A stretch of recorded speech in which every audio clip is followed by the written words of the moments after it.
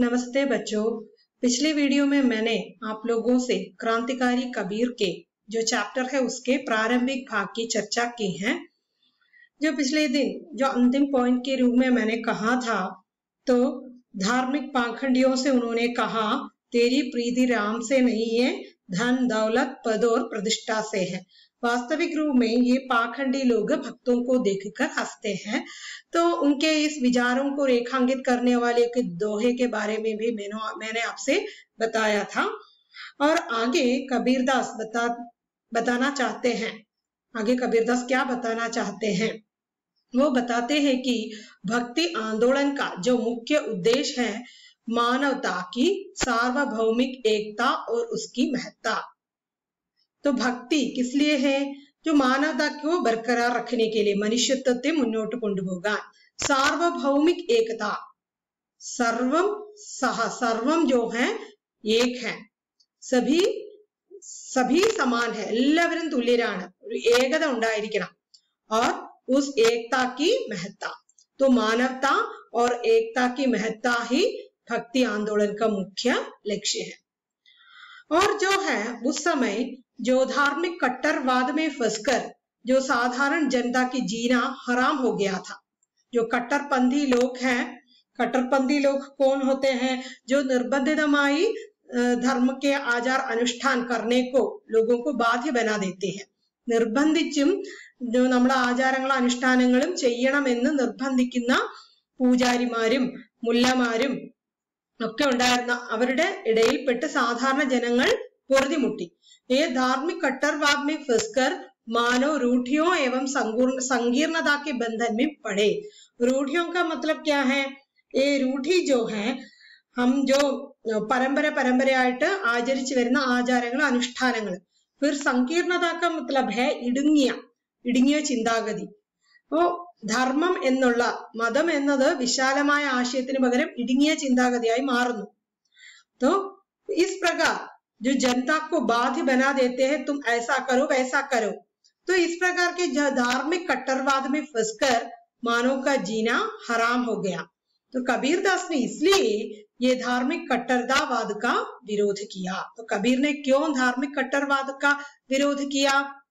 മതത്തെ നിർബന്ധിച്ചുള്ള മതത്തിലെ ആചാരങ്ങളും അനുഷ്ഠാനങ്ങളും പാലിക്കുക എന്ന് പറയുന്നതിനെ കബീർ എതിർക്കാൻ കാരണം സാധാരണക്കാരൻ ഈ ഇടുങ്ങിയ ചിന്താഗതികളിൽപ്പെട്ട് ഉഴലുകയായിരുന്നു। तो इसलिए कबीर ने धार्मिक कट्टरतावाद का विरोध किया। तो आगे कबीरदास यह बताते हैं कि परंपरागत जो जातीय कर्मकांड एवं शास्त्रवाद के स्थान पर ആചരിത സത്യ की स्थापना करना वे चाहते हैं। പരമ്പരാഗതമായിട്ട് ജാതീയപരമായിട്ട് നമ്മൾ ഒരുപാട് ആചാരങ്ങളും അനുഷ്ഠാനങ്ങളും, कर्मकांड का मतलब है आचार और आचारങ്ങളും അനുഷ്ഠാനങ്ങളും। फिर शास्त्रवाद पर ये कट्टरपंथी लोग विश्वास करते हैं। शास्त्रवाद का मतलब है किसी भी विषय को शास्त्रीय रूप से विवेचन करना।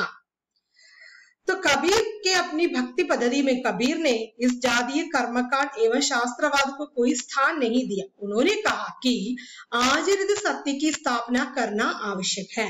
आचरित सत्य का मतलब क्या है?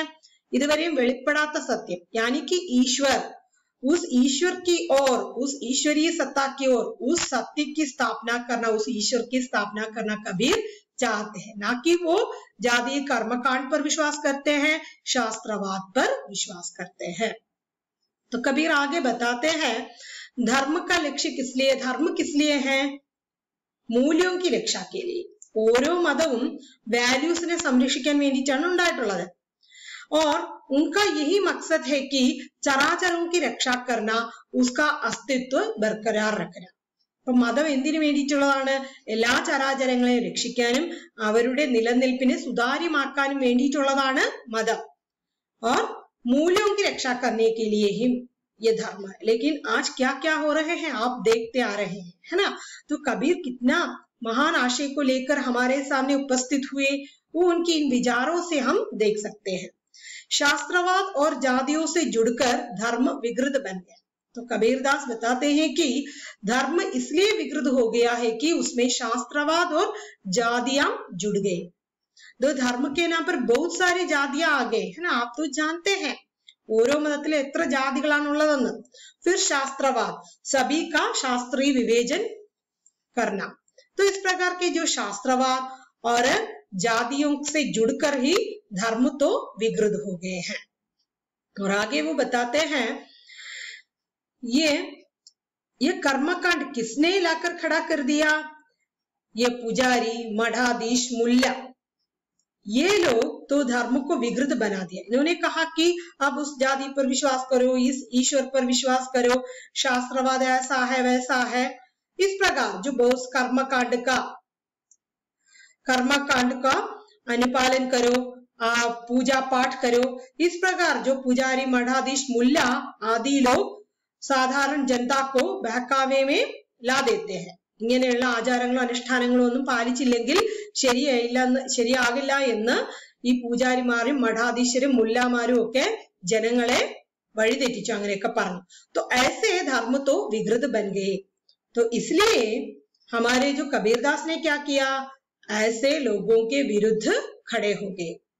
इन लोगों के विरुद्ध वे खड़े हो गए और उन्होंने धर्म के एक सार्वजनिक रूप का समर्थन किया. എല്ലാവർക്കും സ്വീകാര്യമായ ഒരു മതത്തിന്റെ രൂപമാണ് അദ്ദേഹം കൊണ്ടുവരാൻ ആഗ്രഹിച്ചത്, കബീർദാസ് കൊണ്ടുവരാൻ ആഗ്രഹിച്ചത്. तो ये बात आपके समझ में आए होंगे. ऐसे विचार से मैं आगे बढ़ रही हूं. तो आगे वो बता रहे हैं कि धर्म के नाम पर बहुत सारे आडंबर है. धर्म के नाम पर बहुत सारे आडंबर है. क्या क्या है वो आडंबर? तीर्थाटन करना, सिर मुंडन करना. तो इस प्रकार के ബാഹ്യാഡംബരവും के स्थान पर उन्होंने उपयोगी तत्व का समर्थन किया. ഇങ്ങനെയുള്ള ബാഹ്യാഡംബരങ്ങൾ നടത്തുന്നതിന് പകരം എന്തെങ്കിലും ഉപയോഗപ്രദമായ കാര്യങ്ങൾ ചെയ്യാൻ അദ്ദേഹം പറയുന്നു. ഇപ്പൊ തീർത്ഥാടനത്തിന് എന്ന് പറഞ്ഞ് ഒരുപാട് പൈസ നമ്മൾ ചെലവാക്കില്ലേ, वो किसी उपयोगी तत्व के लिए इन सभी का इस्तेमाल करने को उन्होंने कहा. നിങ്ങൾ തന്നെ ആലോചിച്ച് നോക്കൂ, എന്തൊക്കെ വളരെ മഹത്തായ ആശയമല്ലേ ഇത്. ധർമ്മ के ബാഹ്യാഡംബർ जनता को बहकाने के लिए है. ഈ ബാഹ്യാഡംബരങ്ങളെല്ലാം തന്നെ ജനങ്ങളെ വഴിതെറ്റിക്കാൻ വേണ്ടിയിട്ടുള്ളതാണ്. കർമ്മകാണ്ഡ, ആചാര അനുഷ്ഠാനങ്ങൾ, മൂർത്തിപൂജ, തീർത്ഥാടൻ, ജപ്, തപ്, വ്രത്, ये सब क्या होते हैं? बाह्याडंबर है. ये सब तो जनता को बहकाने के लिए बनाए गए हैं, ऐसा कबीर का मत है. तो इसलिए उन्होंने धर्म के ठेकेदारों का विरोध किया. धर्म के ठेकेदार का मतलब क्या है? മതത്തിന്റെ കോൺട്രാക്ട് എടുത്തിരിക്കുന്ന ആളുകൾ, അവരാണ് ഈ മുല്ലാമാരും മഠാധീഷ്മാരും പിന്നെ ആര് പൂജാരിമാരും ഒക്കെ. അപ്പൊ മതത്തിന്റെ കോൺട്രാക്ട് എടുത്തിരിക്കുന്ന ഇവരെയൊക്കെ അദ്ദേഹം എതിർത്തത് എന്തുകൊണ്ടാണ്? धर्म के बाह्याडंबर के बारे में जनता को उकसाते रहे. ഈ ബാഹ്യാഡംബരങ്ങളായ കർമ്മകാണ്ഡ്, മൂർത്തി പൂജ, തീർത്ഥാടൻ, ജപ്, തപ്, വ്രത്, ये सब करने को जनता को उकसाते रहे. ജനങ്ങളെ ഇതെല്ലാം ചെയ്യാൻ പ്രേരിതരാക്കുന്നു. लेकिन कबीर का कहना है कि ये सब धर्म के बाह्याडंबर जो है जनता को बहकाने के लिए है. അവരെ വഴിതെറ്റിക്കാൻ മാത്രമേ ഇത് ഉപകരിക്കുകയുള്ളൂ. ऐसे जो धार्मिक विकृतियों का उन्होंने खुलकर विरोध किया.